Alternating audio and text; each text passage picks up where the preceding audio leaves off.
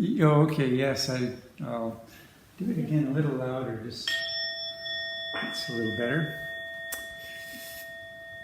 Thank you. We're going to ask Brock now to unmute himself and to request the Dhamma talk. Brock, if you would like to unmute yourself. Yes. I'll just bow 3 times. Yes, please.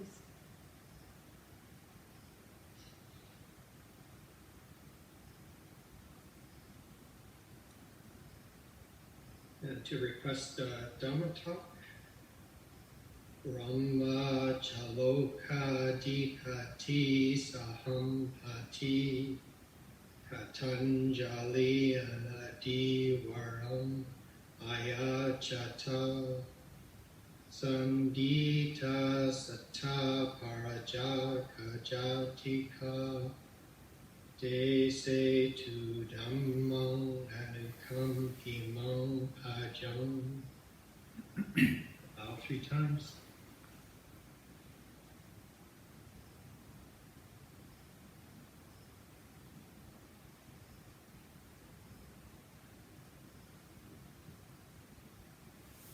Good, thank you, Brock. Recording in progress. Namo tassa bhagavato arahato samma sambuddhassa. Namo tassa bhagavato arahato samma sambuddhassa. Namo tassa bhagavato arahato samma sambuddhassa. Buddhang dhammang sanghang namasami.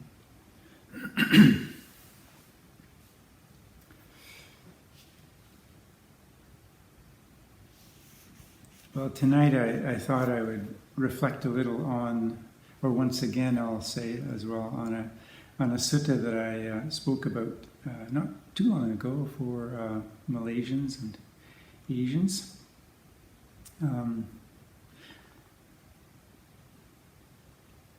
As practitioners, there are many resources that we have, and I know each of us has probably come into the Dhamma, come into practice, come into this interest in Buddhism through somewhat different avenues, and sometimes we get we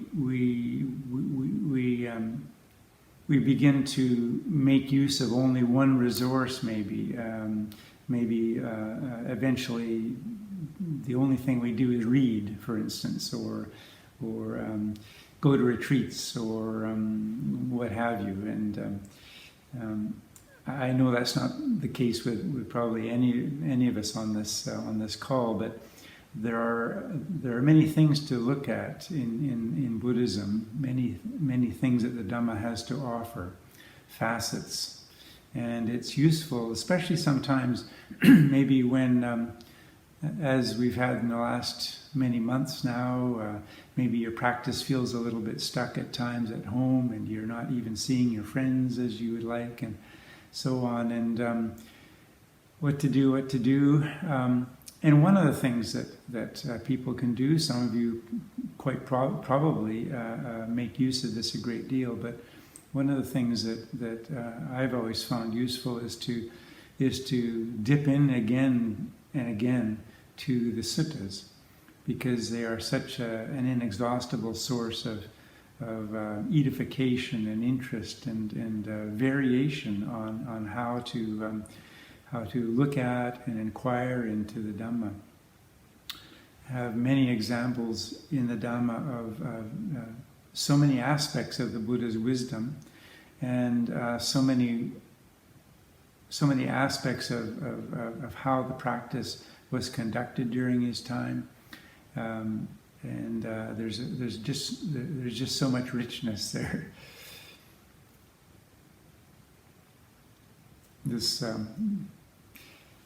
So I thought I would talk about a sutta that I did talk about not very long ago, but it's one I'm very, very fond of for reasons that I hope will become clear. But one of the things, I mean, as I've been saying, there are many things in the Dhamma that we can be attentive to. just the causal series that the Buddha brings up in relation to some question, speaking about pratityasamutpada, for instance, or these series and reflecting on each of the terms in sequence and just kind of pondering what one word, what one concept, what one expression of Dhamma has to do with the next expression of Dhamma, and seeing, reflecting on how they bear upon one another. This is just one of the aspects. I've always really enjoyed as well seeing the various personality traits of some of the prominent disciples be on display. And of course, Venerable Ananda is a wonderful example of this, as is Venerable Sariputta, for reasons that they appear in so many suttas. Ananda, of course, appears in a great number of suttas, but Sariputta teaches a lot of suttas, and this is always very interesting for me, for instance, to notice that, we'll say with Sariputta in particular, when he develops a simile, and we know that the Buddha was a genius in teaching, and he used similes in such an excellent and refined and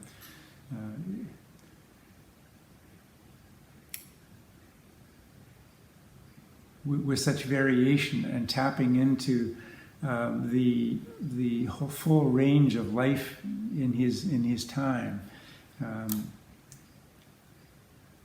When Sariputta calls to mind some simile, he uses a different one. So he's making the Dhamma his own, in other words. Once wisdom has arisen, the eye of Dhamma has arisen, there is endless capacity in the individual to draw from their own experience, to be able to share that with others. So anyway, the sutta that I'll make reference to in regards to Sariputta is very special, because it sees Sariputta gain full awakening in the course of this teaching that the Buddha gives, actually not specifically or not explicitly to him, but to another individual. But just to kind of make use of another such occasion, when we see Dhamma arising, when we get to kind of look over the shoulder of a practitioner and actually imagine the Dhamma arising in their heart and mind. This comes from the Therigatha, so it's one of the enlightened bhikkhunis, a very famous instance in the Therigatha. When they plough their lands and sow the earth with seed, nourishing wives and children, the lay folk gain rewards. I have cultivated virtue well, followed my teacher's rule. I'm not proud or lazy. Why haven't I found Nibbana? So she's reflecting on a period of frustration, because she's been very diligent for possibly years. Washing my feet, I watched the water flowing from high to low. My mind was concentrated, reined like a noble stallion. Taking up a lamp and entering my hut, I checked the bedding, sat down on the bed. Lifting a needle, I doused the burning wick with it. Like the departing flame, the heart was then released.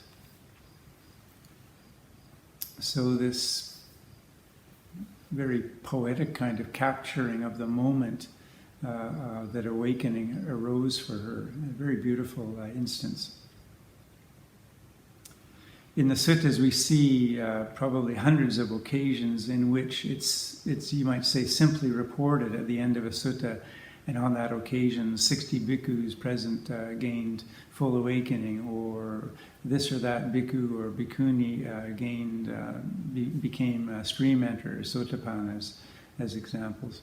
So we have many instances like this, but not quite so many instances in which we as observers and using our imagination, we actually get to catch the moment of awakening in itself.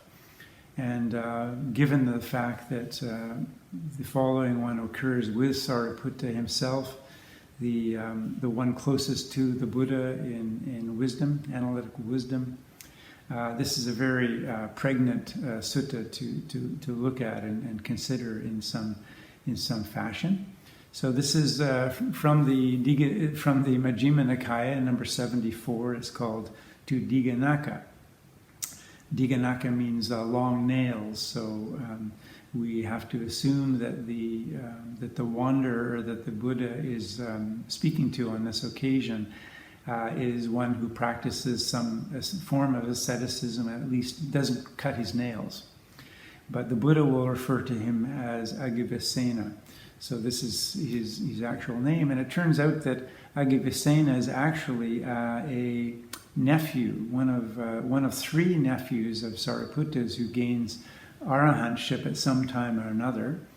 Agavesena does not gain full awakening here, but we'll see what happens to him. Turns out that three of Sariputta's brothers and three of his sisters become bhikkhus and bhikkhunis, and they all each attain full arahantship as well. So the particularly auspicious karma to be born in this particular genetic lineage obviously bore fruit in a very very important way during the Buddha's lifetime. So I won't read the whole sutta, and I'm not even going to, and it's for the Majjhima Nikaya, it's not particularly long even in itself, but I'm just going to touch upon a few things and hopefully highlight it in interesting enough ways that you might want to turn to yourself at some point or return to it yourself. So, thus I have heard, on one occasion the Blessed One was living at Rajgir in the Boar's Cave on the mountain Vulture Peak. Then the wanderer Dighanakha went to the Blessed One and exchanged greetings with him. When this courteous and amiable talk was finished, he stood at one side and said to the Blessed One, "Master Gotama, my doctrine and view is this: nothing is acceptable to me." Another translation of the sutta, Dighanakha Agavesena says, "I don't believe anything." This view of yours, now the Buddha replies, this view of yours, Agavesena, nothing is acceptable to me, is not at least that view acceptable to you? So here the Buddha is resorting immediately to a form of logic, of course. That's an interesting statement, Agavesena, but do you believe it? Is it acceptable to you? How logically coherent, in other words, is this pronouncement of yours? And Agavesena says, if this view of mine were acceptable to be, Master Gotama, it too would be the same. It too would be the same. So apparently he's at least espousing to his logical coherence here. Well, Agavesena, there are plenty in the world who would say it too would be the same, it too would be the same, yet they do not abandon that view and take up still some other view. Those are few in the world who say it too would be the same, it too would be the same, and who abandon that view and do not take up some other view. So from this point, for a short while, the Buddha explores this a bit. And for instance, he speaks about how if you held that particular view, there would be others who said everything is acceptable, and still others who would say, well, there are some things that are acceptable and some things that are unacceptable. And the Buddha explores how the value of taking up any of these views is. And then he brings the discussion to, you might say, a kind of moral dimension, an ethical dimension, showing how taking up any kind of view and declaring it in such a kind of fashion will bring the speaker into some difficulty in the world. So I'll just refer to this particular contention that Ajahn came up with originally. A wise man among those recluses and Brahmins who holds the doctrine and view nothing is acceptable to me considers this. So this is a wise man here considering, if I obstinately adhere to my view, nothing is acceptable to me, and declare only this is true, anything else is wrong, then I may clash with the others, with the recluse or Brahmin who holds the doctrine and view everything is acceptable to me, and with the recluse or Brahmin who holds the doctrine and view something is acceptable to me, something is not acceptable to me. I may clash with these two, and when there is a clash, there are disputes. When there are disputes, there are quarrels. When there are quarrels, there is vexation. Thus, foreseeing for himself clashes, disputes, quarrels, and vexation, he abandons that view and does not take up some other view. This is how there comes to be the abandoning of these views. This is how there comes to be the relinquishing of these views. Recording in progress. Do you get the voice telling you that recording is in progress as it's okay? That's just normal, I guess. All right, so the Buddha is speaking at this level of logic and, as I say, bringing in a kind of moral dimension. Remember, Ajahn, if this is your approach in your holy life, in your own form of practice, that you're going to develop a particular view and then hold to it, you're going to come into problems with others. And what value is that really? Now he changes the tenor of the discussion entirely. Now, Ajahn, this body, made up of material form, consisting of the four great elements, procreated by a mother and father, and built up out of boiled rice and porridge, is subject to impermanence, to being worn and rubbed away, to dissolution and disintegration. It should be regarded as impermanent, as suffering, as a disease, as a tumor, as a dart, as a calamity, as an affliction, as alien, as disintegrating, as void, as not self.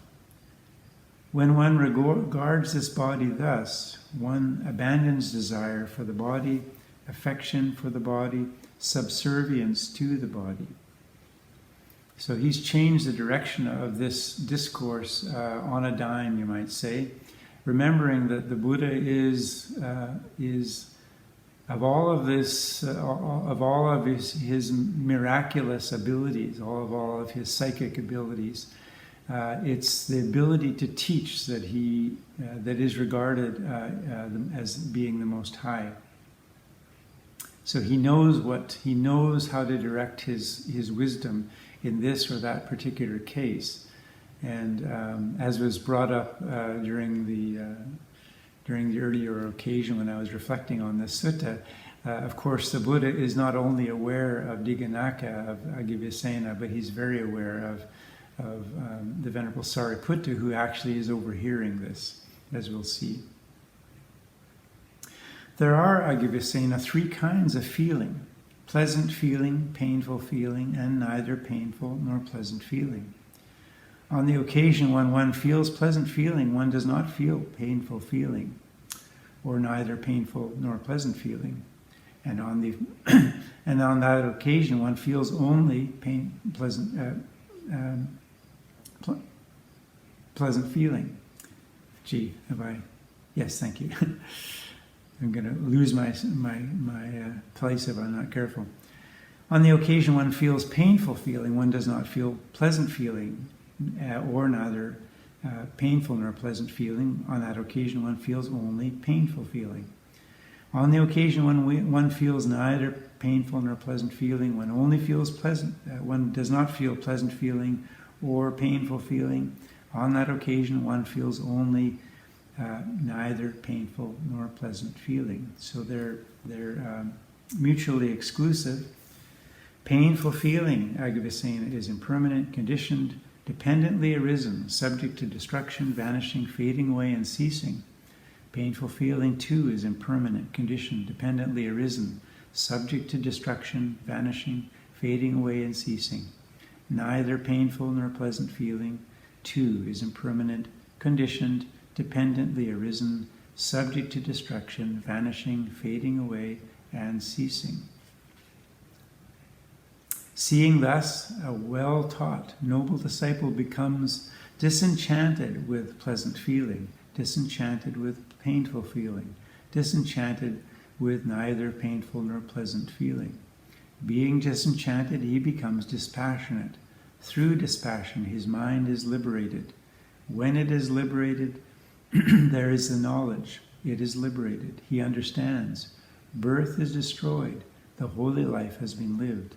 What had to be done has been done. There is no more coming into any state of being.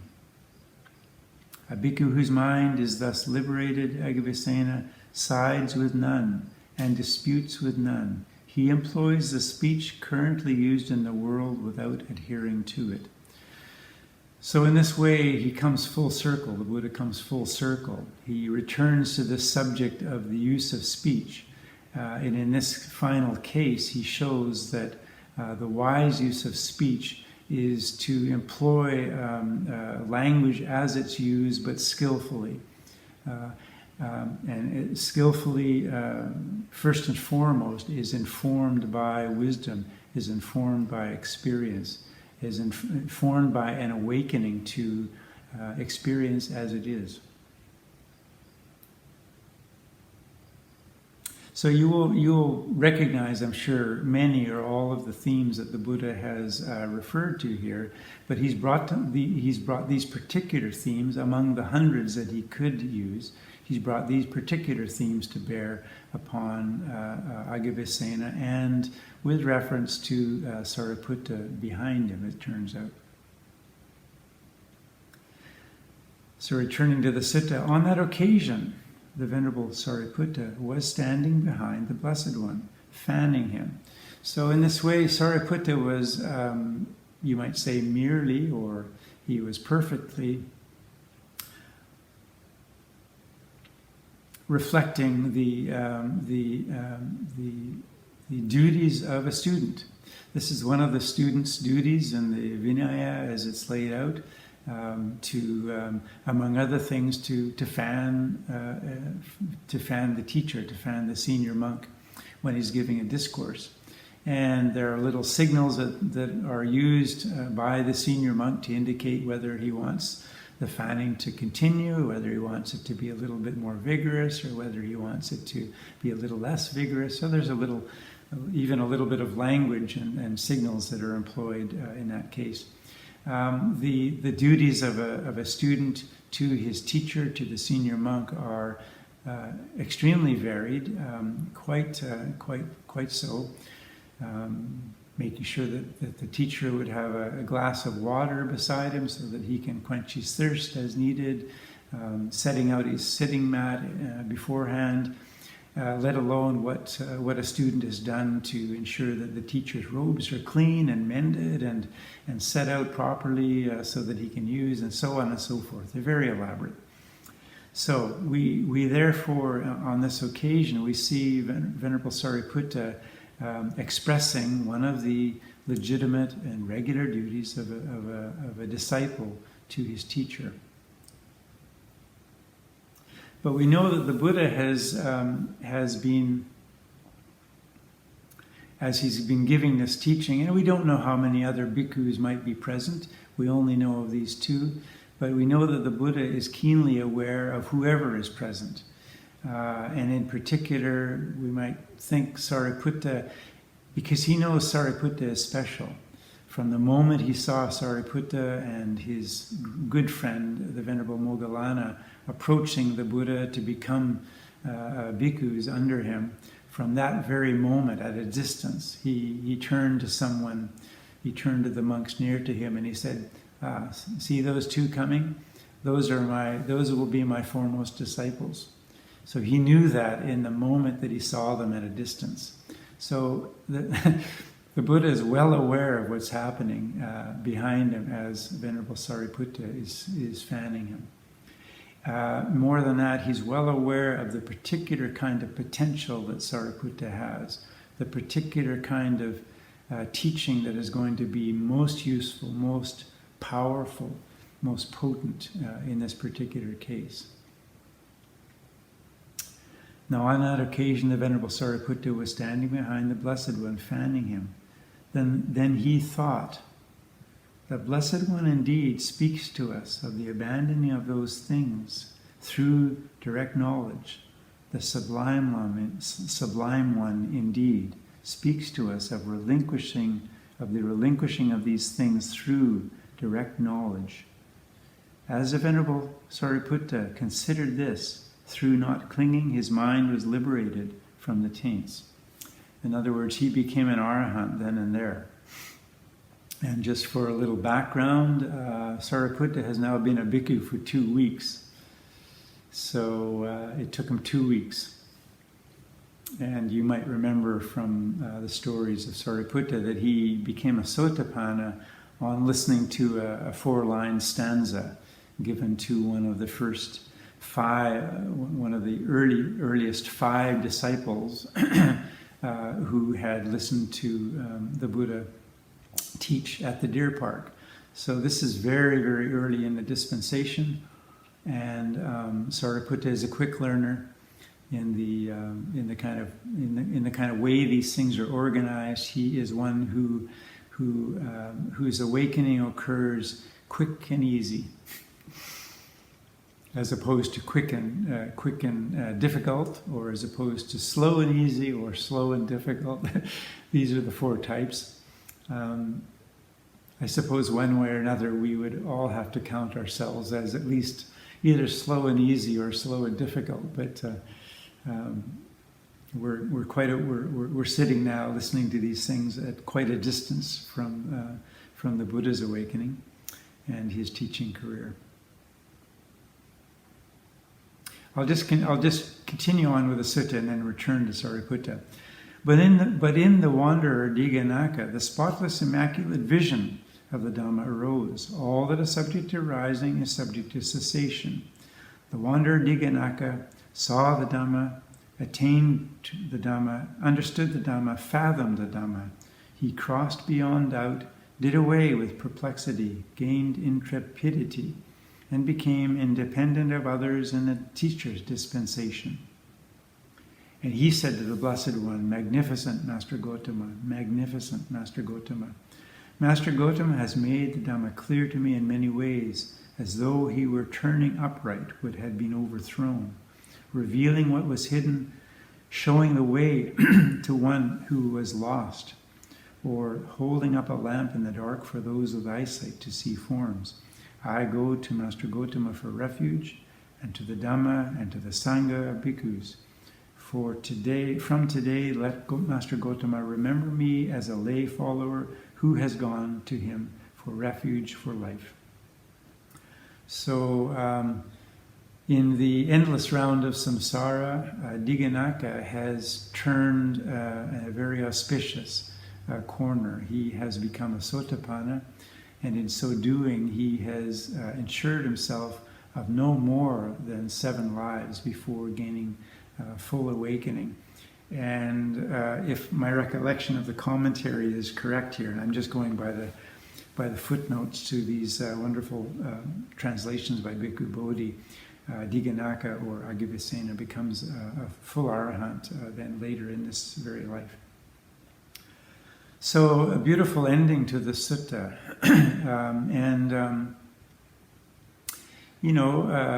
For any of us who practice and who aspire to insight and to, if not gaining full awakening in this life, just making significant progress and perhaps even the kind of the very significant progress of gaining the first stage of awakening, which is so important in the scheme of things. Just reading a sutta like this, but not taking it in as another bit of information. Okay, now I've read Majjhima 74. I guess I should start reading the Majjhima 75 now because I've done that one.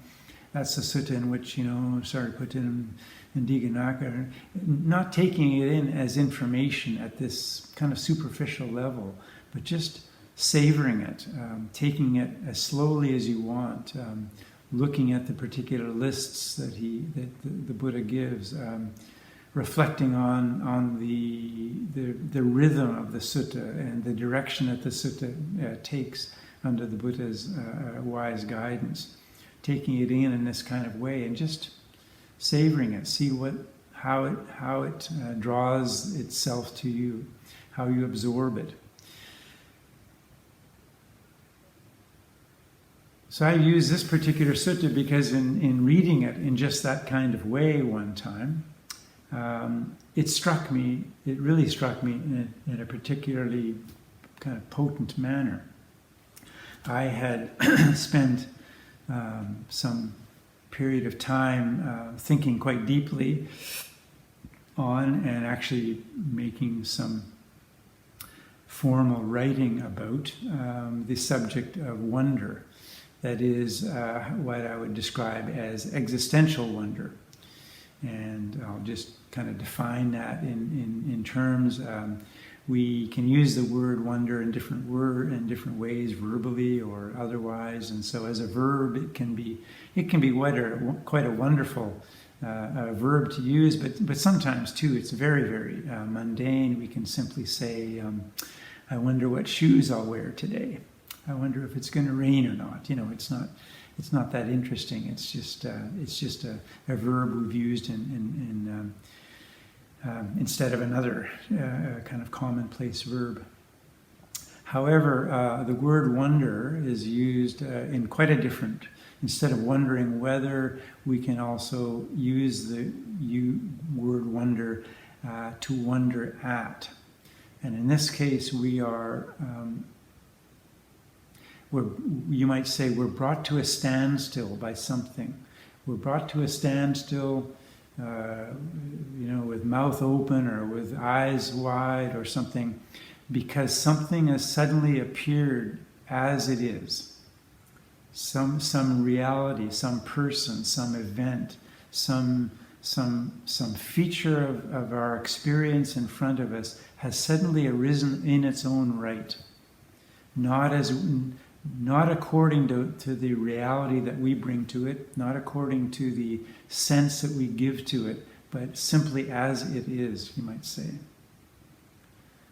And so when I read this sutta and I contemplated, so remembering now, we've got Sariputta, moments before his full awakening with what are the four? I think one aeon and is it 1 aeon and 100,000? One immeasurable age and 100,000 aeons or something like this. I mean, it's a staggering amount of time that he has committed himself in order to be.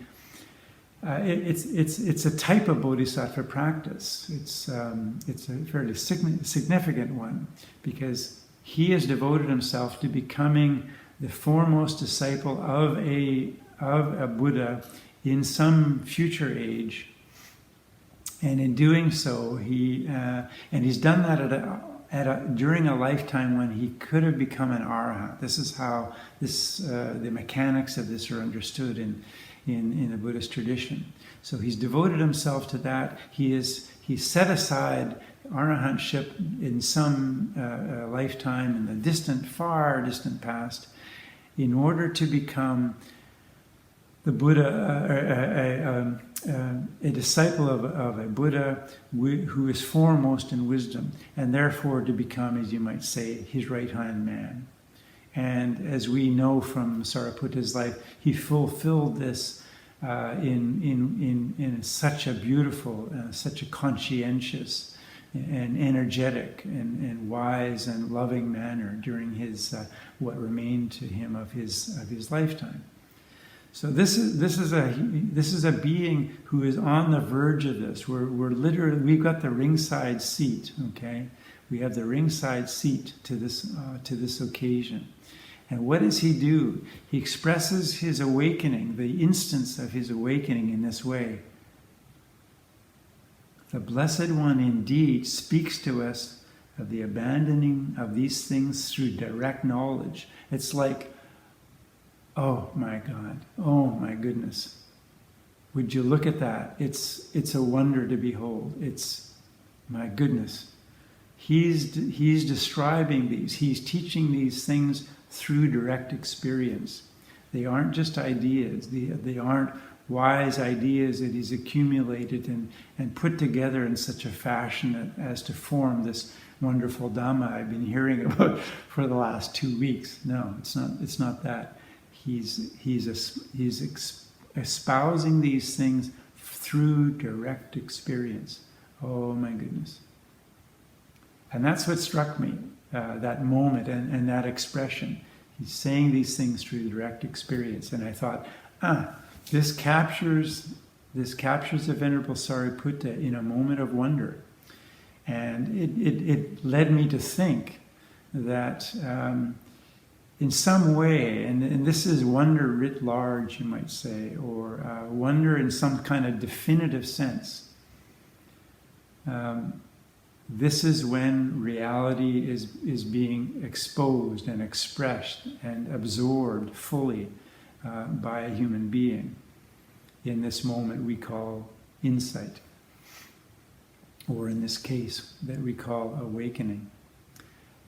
And in this case, maybe these precious moments that each of us has from time to time, and maybe not so often in life, not in such not in a pronounced way that we'd later think, oh yeah, I remember this time in life, or this insight I had that really, it just shook me, or it stopped me short, or it left my mind kind of blank.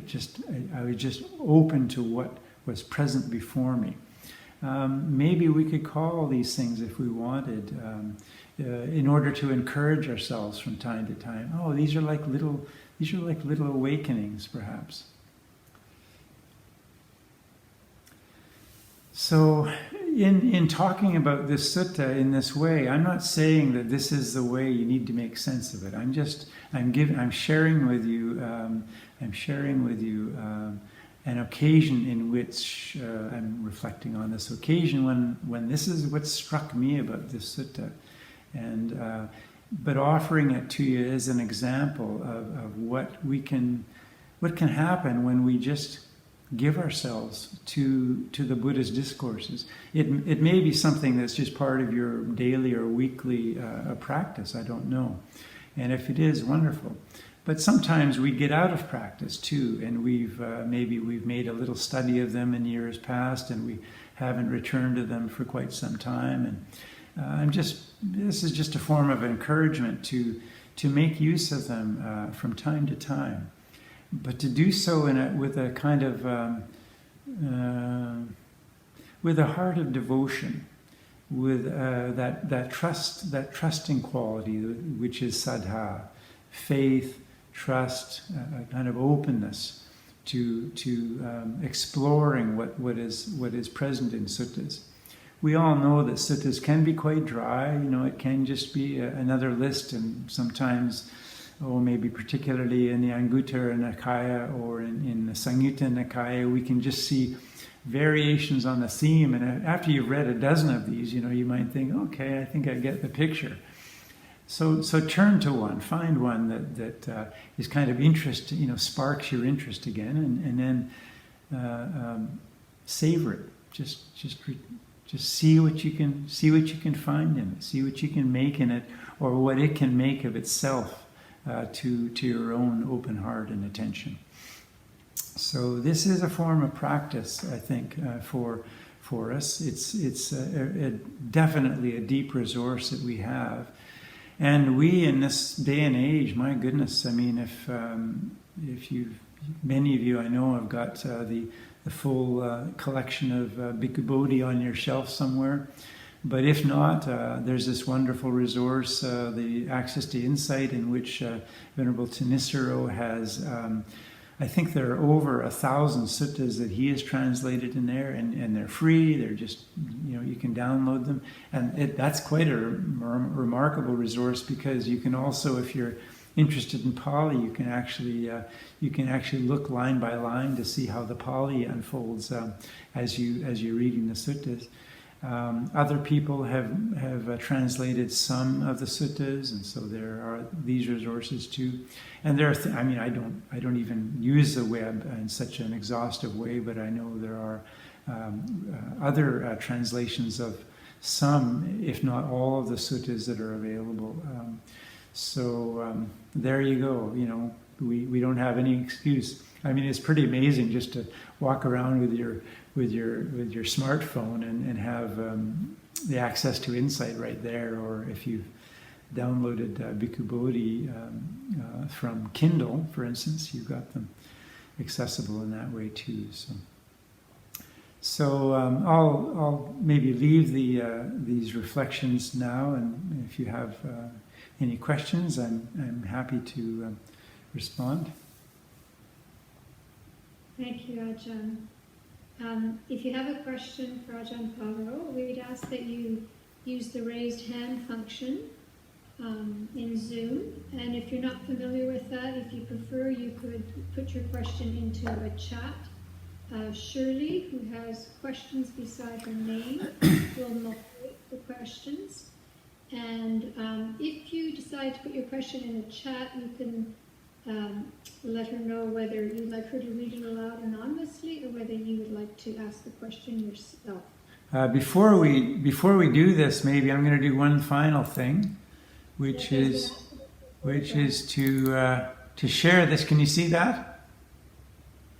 Yes. You can all see that. Okay. I see a couple. I think I saw Carol nodding her head there. This is the cave in which that discourse was offered. Now, if that's not inspiring, if that isn't at least interesting, I don't know what is. There's where Venerable Sariputta gained full awakening and brought to fulfillment his aeons-long vow to become the foremost in analytic wisdom and the right-hand man to a fully awakened teacher, a Buddha. So I've had the great honor of being there a few times, and let's see. Well, I can see Vera at the back of Vera's head. I'm not sure if I recognize the back of the next head, and there's a Chinta's husband there, and okay. So anyway, we were there. You can see people have put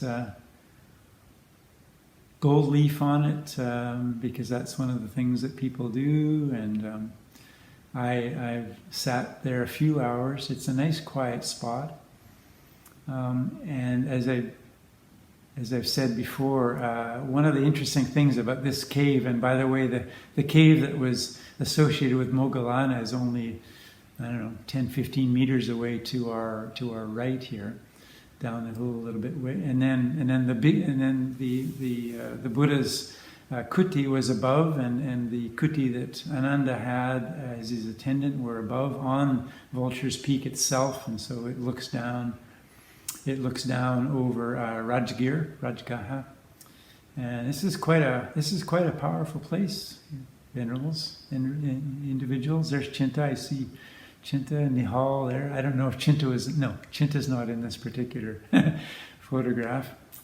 Yeah, I have wonderful recollections of a very wonderful group of people, and then I know some of you took advantage, and a few years later, just what would this be now? 2.5 years ago, were there. So, June and Brock, did you go? I think you did. Yeah, and Jean, yeah. So I expect that brings back some beautiful memories. Very powerful places. People with a kind of third eye open sometimes see and experience some pretty interesting things in such places. Okay, so yeah, nice to see that working. I'm not tech savvy, so just sharing a screen like this is such an accomplishment. So you're doing a great job. Good. So if you have questions for Ajahn, just raise your hand and you will appear in the left-hand corner, top left-hand corner of everyone's screen with the hand, or you can use the chat with your question, and Shirley will ask you to unmute yourself in turn. I'm just scrolling through. There's Michael and Sito. They've been there. Hello, Judy. Hello, Jackie. Hello, Stephen. Richard and Anita. Anne. Carol. Bruce. Cindy. Joyce. The ever-present Joyce. Hello. Hi, Susan and Bill. Brian. Rhonda. Jean. Again. Ron. Chaik. Again. Judith. Connie-chan. Victor. There's Victor again. Victor's in Thailand. Barb. And Bodhi. Very good. Nice to see everyone.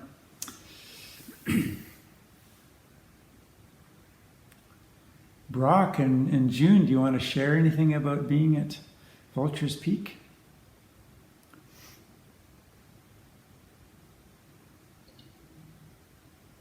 Greetings, Ajahn. Hi. Everybody.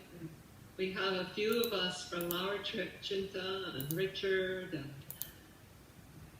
and just beautiful Connie. Great. Seems like a dream. I bet. Yeah. Yeah. Just an incredible experience, Ajahn Pavaro, and if it wasn't for you had started it, and we missed you, but we sat with you in mind every time we sat. Yeah, I missed you all too. I won't go into that just now.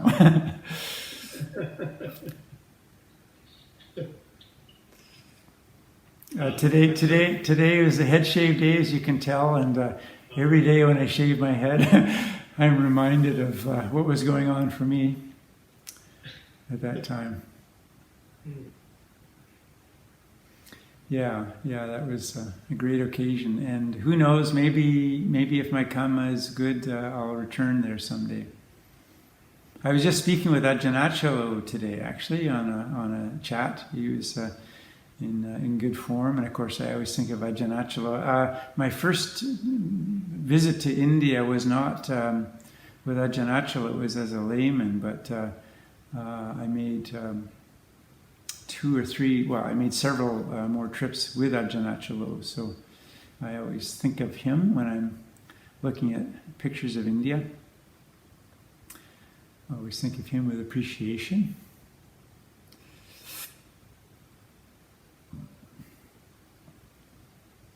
So I was a little bit surprised to see the Malaysians and Victor from Thailand, because actually I spoke and I gave them heads up. I wanted them to know that I'd be sort of trotting out the same sutta just because I enjoyed it. And actually over the winter retreat I gave a series of talks on suttas for the Sangha here.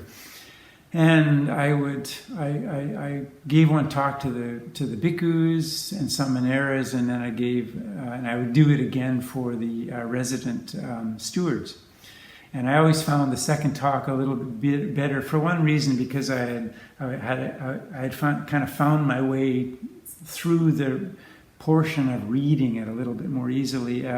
Any of you who've read suttas at any length know that they can be a little bit convoluted to read out loud, especially when you're trying to make eye contact and then finding your place again. So I always found the second occasion that things flowed a little bit more smoothly, so I thought I'd give that process another go. June and Brock, do you want to unmute yourself and respond to Ajahn?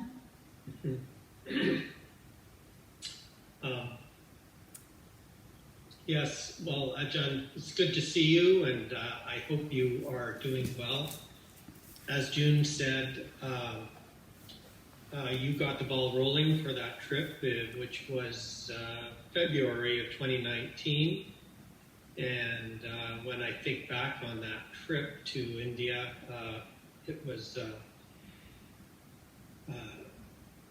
I guess, in the view of pre-pandemic and when people could travel. So through that lens, but I do remember the various caves at the top of Vulture's Peak, and sitting there and watching a little rodent on the altar eating some of the offerings, and sitting up on the top where the Ajahn or the Buddha's kuti would have been. But I did have a question just around the subject of the sutta and your reflections on it. I was thinking about Sariputta. I mean, it's an odd kind of image where the Buddha is speaking to someone else and Sariputta is kind of taking it in, and this is his, where he clearly understands. But I was also thinking that you said 2 weeks earlier he was, I guess, a sotapanna or a stream enterer. And then was there other instances where he became like a once returner or non-returner, or did he just sort of jump to the enlightenment kind of level at that point? As far as I know, he went right from Sotapanna to Arahant. That's as far as I know. And you'll recognize from various suttas that some people just go right from having no attainment of that kind at all to full awakening. So now it's understood that somehow or another, maybe in the those very rapid thought moments that go by and the flash of the lightning and all of that is, there is the fulfillment of all of the awakening experience at that time. And what happens after those flashes that occur, that in which all greed, hatred, and delusion are fully erased? What happens in the subsequent days and weeks and months, we don't necessarily know. But yeah, you don't need to sort of step by step do it on one day and the next. But as far as I know, there are no records of Sariputta's kind of going through stage 2 and 3. It gets even a little bit more complicated, as you know, because there's path and fruit. So technically speaking, one has the path moment, and then there's a fruition of it, and path and fruition of each of the 4. So so you can even bring it into you could even bring it up to 8. But Sariputta is a quick study. He's not the quickest. Famously there's Bahia, and then there are others. There's the youngest is names aren't my forte any. I mean, they used to be a lot better, but the Malian. Anyway, a young lad of 7 years old becomes a full arahant, for instance. So there are kind of records in the suttas that are kind of interesting to reflect on sometimes.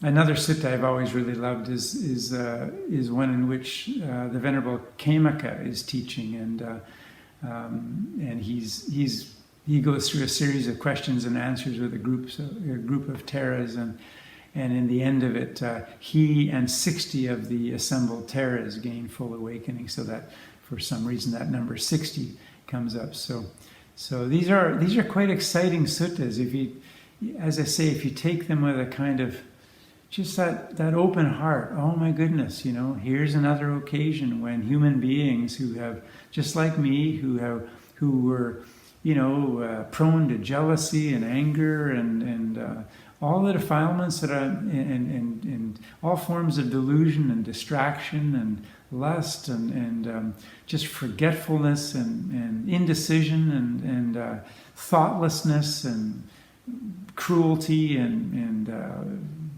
all these things that we're prone to. They went through all of this, and here are these moments in which they they became fully, they set down the burden of these things, never to pick them up again.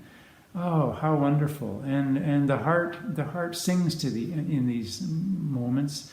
This feeling of mudita, of appreciative joy, can just kind of ring forth. And they're lovely things to contemplate, to bring to the attention, to bring back to, and to restore one's faith in oneself. Not just in Buddhism or the Dhamma or these kind of grand themes, but just to restore one's faith in one's own ability in practice, because these things are possible. This is why the Buddha taught. This is what made him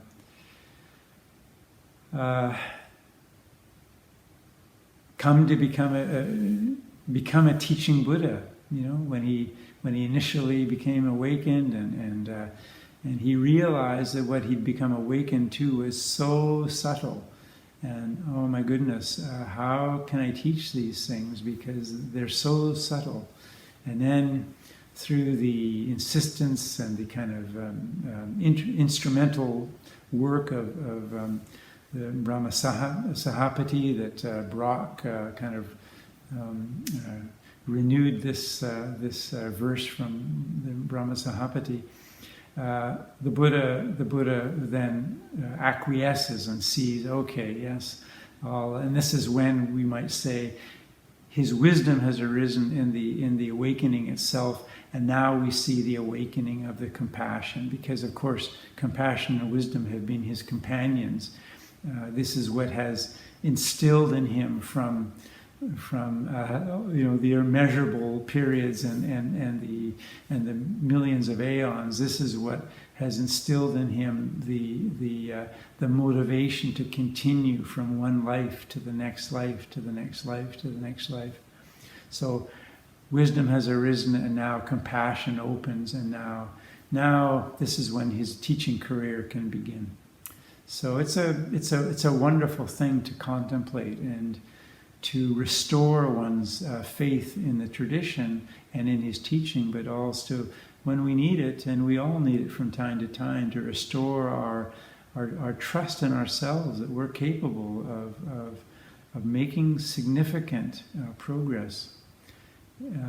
As you all did, that made the determination to pay the money and to take the vitamins and to get yourself some white trousers and make it all the way to India, and all of the difficulties and passing the beggars and having to absorb the fact that people can be so poor and endure the noisy, Bodh Gaya with the chanting and the begging and the bells and the whistles and everything going on. You did it, and it takes merit to do that.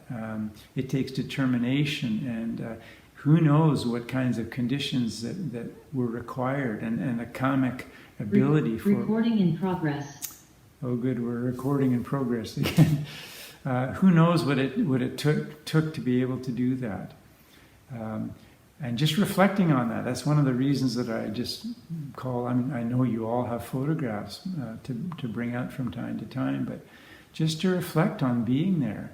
Or those of you who have never been able to go, maybe aspiring, maybe it will be possible for me to go. Or I'm going to find myself a book of the best pictures I can see of the holy sites, just to be able to reflect on them and to give me a sense of mudita for the people who can go, because I can't go, I see that, and just to reflect on it in this way. But these are other resources, photographs. We have these computers, and now we're zooming around the world, and these also are resources that we can employ in our practice, and as we're doing tonight. And so.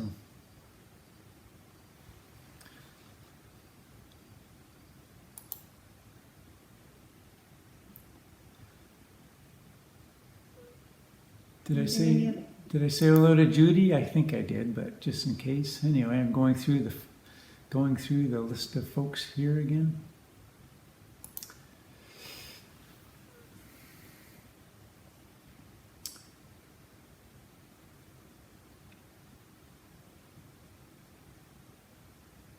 Are there any other questions for Ajahn?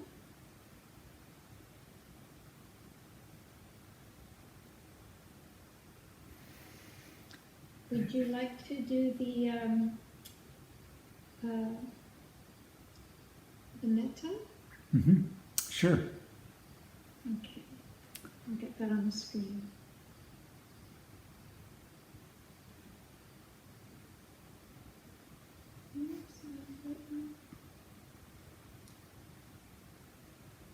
I'm not sure if I have the right one, just a minute. Probably you want the loving kindness translation, which is just next one over from there. Okay, There you go. okay. That's probably the one. Is There this you the go. one? No, that's Anagarika's No, I didn't. meditation. Okay, so Let me just see if this is the one. okay, you might be right. Or I see another Karaniya metta at the bottom of your page there.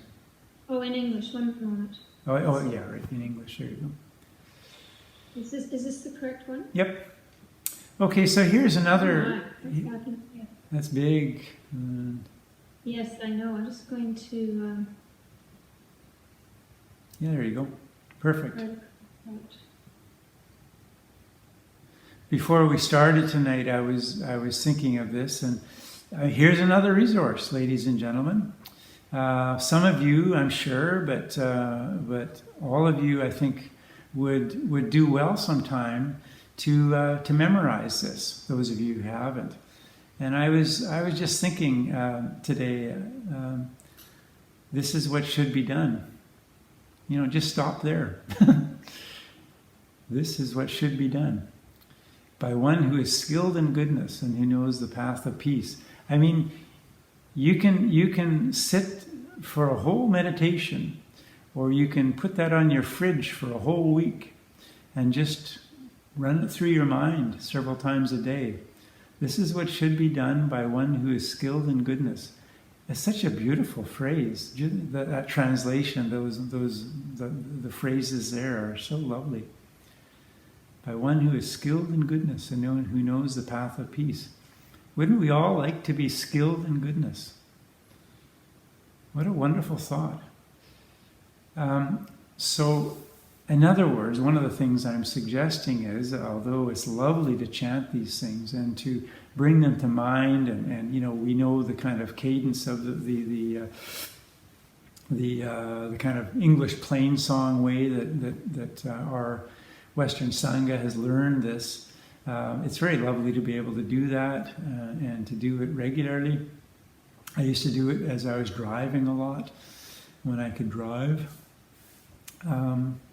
But that can become rote, of course. That's part of memorizing it after all.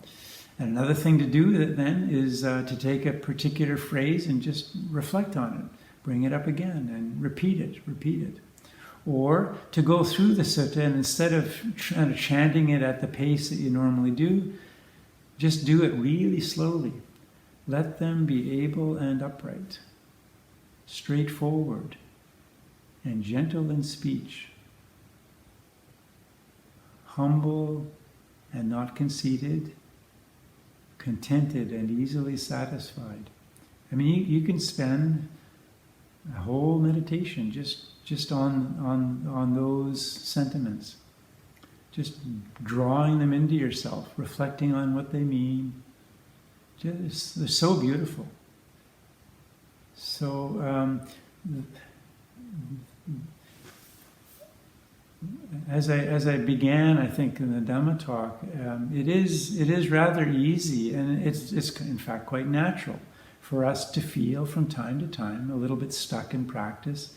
The things that used to work don't work, or I had that nice experience the last retreat and it hasn't come back, or whatever. We feel dry, or things have come to a halt in some, not in a wonderful way, but in that kind of dry sense. And just returning to something which we know very well, but slowing it down, or speeding it up, or singing it, or printing it, getting your nicest pen and your nicest piece of art paper and printing it out slowly, and and making a little flower on the side, or just giving it some loving attention. In other words, I know you have. I know many of you are probably artists or what have you, doing whatever comes to mind. But we do have things that we do have creative ways to bring our attention with skill and restore a sense of the vitality of practice. Okay, so now let us chant the Buddha's words on loving, not lowing, but loving kindness. This is what should be done by one who is skilled in goodness and who knows the path of peace. Let them be able and upright, straightforward and gentle in speech, humble and not conceited, contented and easily satisfied, unburdened with duties and frugal in their ways, peaceful and calm and wise and skillful, not proud and demanding in nature. Let them not do the slightest thing that the wise would later reprove. Wishing in gladness and in safety, may all beings be at ease. Whatever living beings there may be, whether they are weak or strong, omitting none, the great or the mighty, medium, short or small, the seen and the unseen, those living near and far away, those born and to be born, may all beings be at ease. Let none deceive another, or despise any being in any state. Let none through anger or ill will wish harm upon another.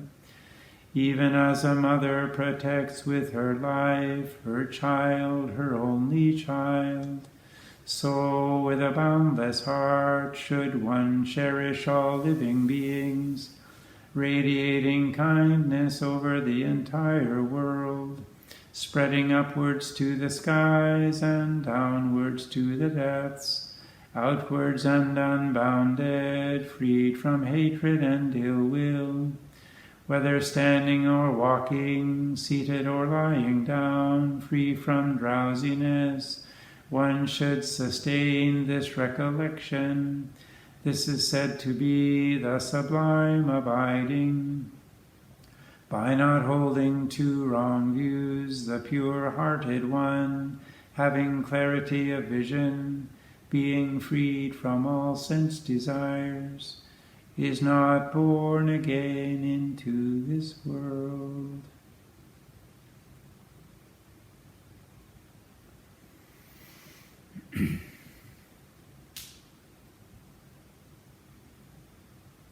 Thank you so much for a lovely, beautiful evening, Ajahn Pavaro. Is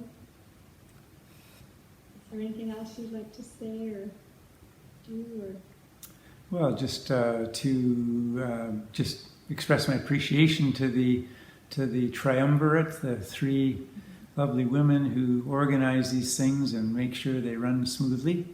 So thanks to all of you, and it is lovely to see, because I think most of you on this call I know, not all of you, but most of you. So it's nice to see familiar faces, but also to see, of course, all of your faces, and to just send my appreciation and my very best wishes for your practice. I hope that some of the things that I reflected on this evening might be a benefit, and just offer all of the encouragement that I can through my heart, that you continue to give yourself to this practice and find ways of restoring its vitality whenever it goes a little sideways, and because it will bring joy and beauty to life, and in that way it will bring joy and beauty to those around you. And in this way we all are each other's companions in life, and we offer the example of goodness and the kind of effort it takes to practice, we do offer this example to one another, and in this way, good friendship, I think, is very restorative and powerfully important in life. So I don't think any of us needs any convincing that the world needs goodness. It needs the examples of strength and courage and honesty and kindness that the Dhamma provides, and we can rejoice too that people who are not particularly religious or maybe think of themselves as only, somewhat spiritual a little bit, or who are strong practicing Muslims or Taoists or Jews, there are good people all over the world. I don't think any of us needs convincing of that. For whatever reason, we've had the merit to find ourselves to this particular form of practice, but a kind of sanctity, I'm sure, is possible in many ways and through many avenues. So we also rejoice in the goodness and the courage and the kindness and honesty that people around the world and from different disciplines do bring to their lives. So with that, I'll bid you all a good evening, and